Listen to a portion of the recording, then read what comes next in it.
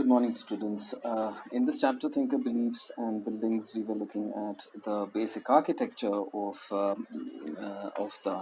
Hindu temples, and we also at the same time we closed with the fact that some of the earliest of these were constructed in the 3rd century BC, and on the orders of Ashoka for renouncers who belonged to the Ajivika sect. And I shed some light on what the Ajivika sect was, that it was started by Makkali Gosala, who happened to be the contemporary of Gautam Buddha and Vardhamana Mahavira.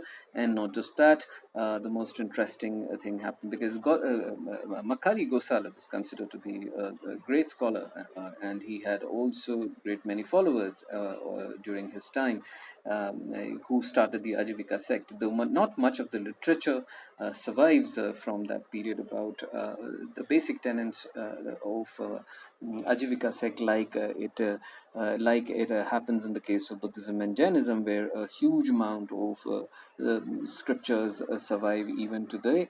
Not much is known about that point in time, but very interestingly, Makkali Gosala was once upon a time a disciple of Vardhamana Mahavira. So now coming to the next topic, that can we see everything? By now you have had a glimpse of a rich visual tradition that existed in the past, expressed in brick and stone architecture, sculpture, and painting.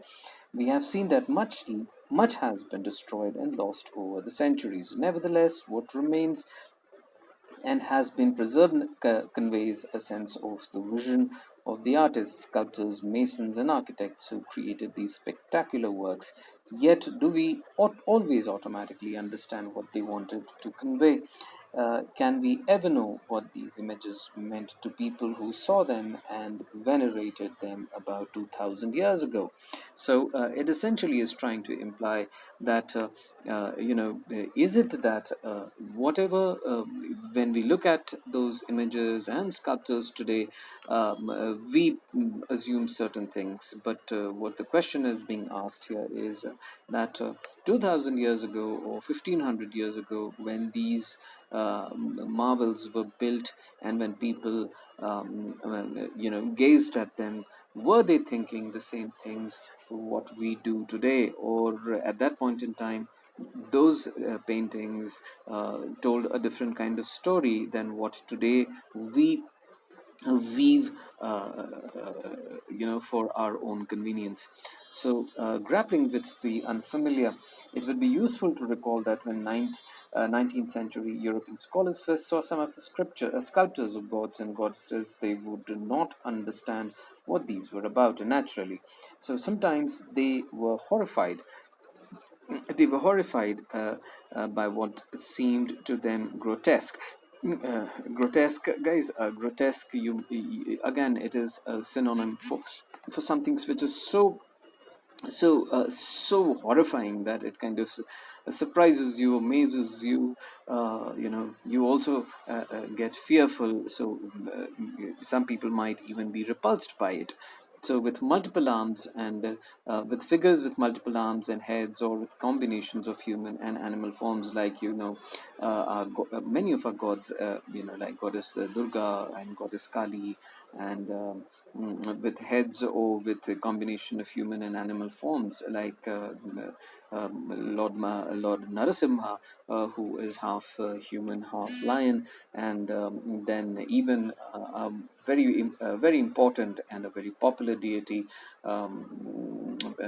Bajrangbali, and you know that we say Vanasena and all of that, but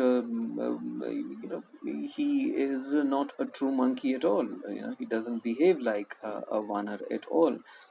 His all his qualities, all his supernatural strength comes from what the greater deities were about at that point in time. But he has definitely the face and the tail of a Vanar, and in the similar fashion, you have Lord Ganesha, who has, a rest of his body is in a human form, and definitely it happens to be that of the elephant. So, when the British came to India and when they encountered all these images and fabulous temples which were dedicated to the gods, who appeared to be a combination and a mixture of human and the animal forms. And even when in human form, as I said, goddess Durga or goddess Kali, when they were depicted, they were depicted with 8 hands, and even Lord Vishnu, for that matter, where he has been depicted with 4 hands. So this was something which was very, very kind of grotesque, as it is mentioned, but it used to be very, very fascinating for the European traveler who had visited India for the first time, and the Britishers as well. So these early scholars tried to make sense of what appeared to be strange images by comparing them with sculpture, which they were familiar that form of ancient Greece, while they often found early Indian scriptures inferior to the works of Greek artists. They were very excited when they discovered images of Buddha and the bodhisattvas, rather, or sattvas, that were evidently based on Greek models. These were more often than not found in the northwest, in the cities such as Takshila and Peshawar, where Indo-Greek rulers had established kingdoms in the 2nd century BC, that is before Christ, as these images were close. Closest to the Greek statues. These guys, it essentially is trying to tell you that uh, yeah, the European traveler was fascinated by what he saw in India in terms of how our gods were expressed and represented. But at the same time, he was also very amused and fascinated by one other fact, whereby when he compared how the quality of expression and the representation which was there found in rest of India, where, guys, you have to understand that even if you, many of you have visited some of the very famous temples which have been there for centuries, but if you go there, you would find